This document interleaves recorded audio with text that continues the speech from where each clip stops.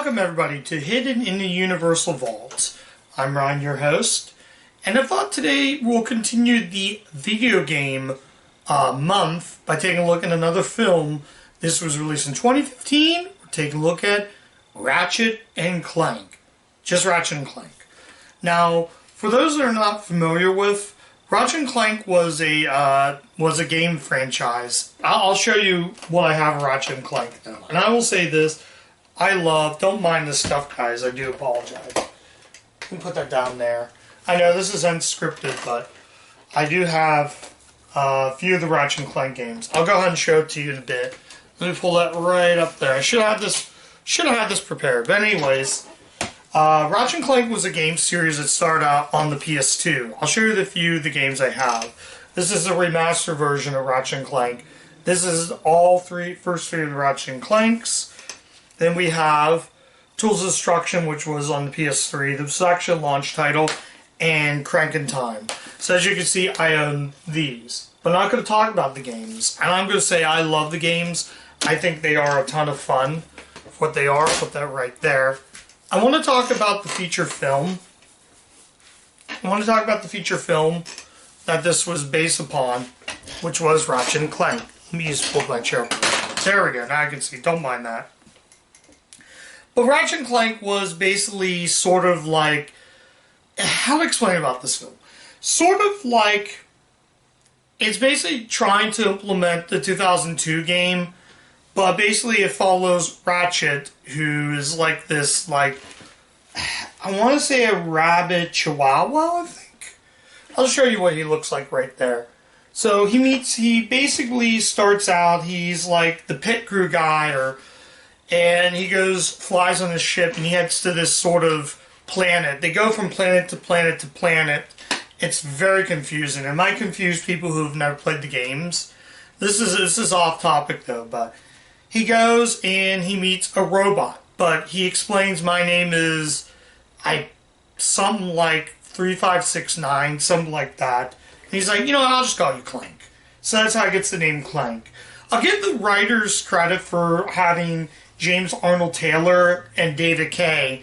They were the guys who were in the PS2 game of Ratchet and Clank. And James Arnold Taylor has been the voice of Ratchet probably since the video game. So this was also done by Gramercy, but unfortunately this was Gramercy's swan song, and Gramercy went out of business after this movie was made. The previous film for Universal was London Has Fallen.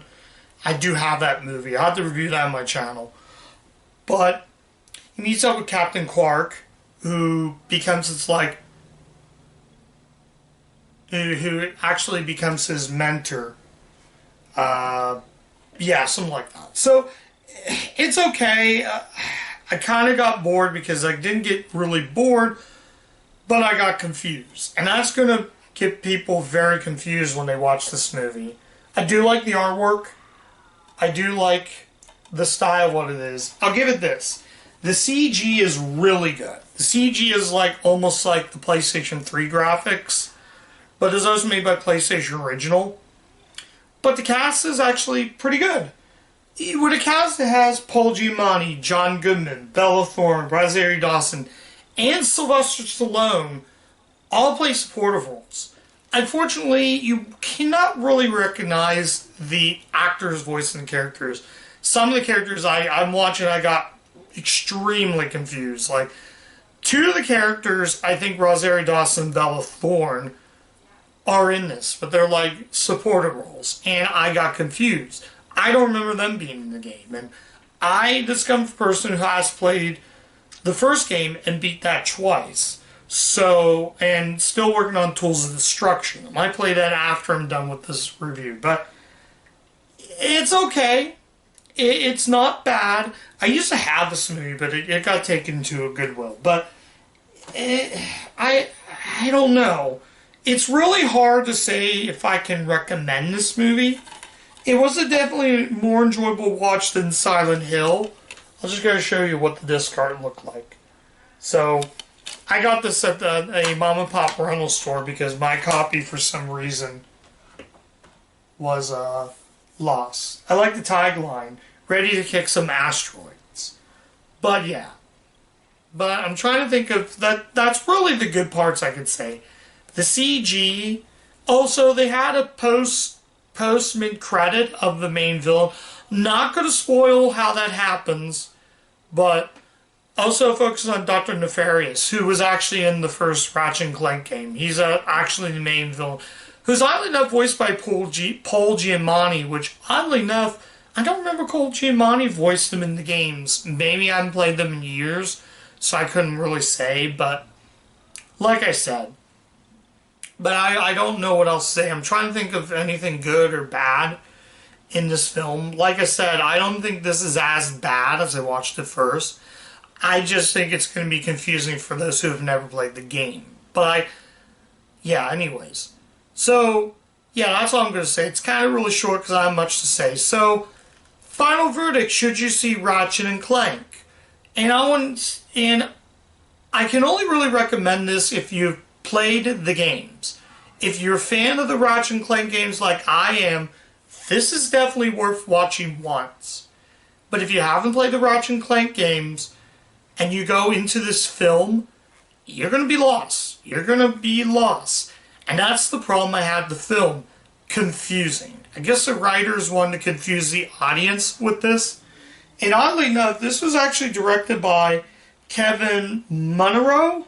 He actually did a CGI film, TMNT from 2007. And he directed the live-action film Dylan Dog Dead of Night.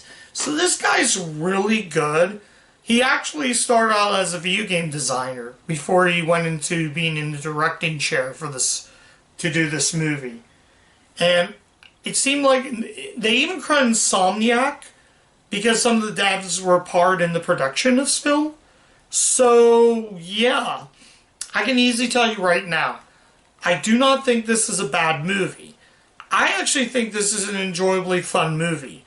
I'm sure it might be good for the entire family, but if you've never played the Ratchet and Clank games, you're not going to like this movie. Even I'm watching it, and it's coming from somebody who played the video games, and still I was sort of lost with this film. I don't want to say this is bad. If I was watching this for the first time, I would have said, yeah, this is an awful film. But since I played the games, I can recommend it for that. So this is an okay keeper. Just because it's Ratchet and Clank, and I love the series, this is an okay keeper to put on my shelf. So, I'm going to put this on my shelf. This is going to go on my shelf. I'm not going to say this is a masterpiece. I'm not going to say this is good. But if they would have just focused more on that, I think also you got to play the game on PS4. And I have a PlayStation 4. I just don't have it hooked up. So, that's why I can't really easily say this is worth watching. But since I played the games, I can only recommend it to fans of Ratchet and Clank, or at least you played the video games so you kind of get an idea of these characters. So, yeah. I can only recommend it to Ratchet and Clank fans. So, I'm rambling. Sorry I didn't really have much to say about this film. It's really hard to talk about a movie that you're confused through the whole thing. So, I can only recommend it to Ratchet and Clank fans. But for others that want a good family film, a good CGI film, you're better off skipping this. Only for the Ratchet and Clank fans. So that's it. Thank you once again, guys, for watching this, and come back next time with the next review. See ya!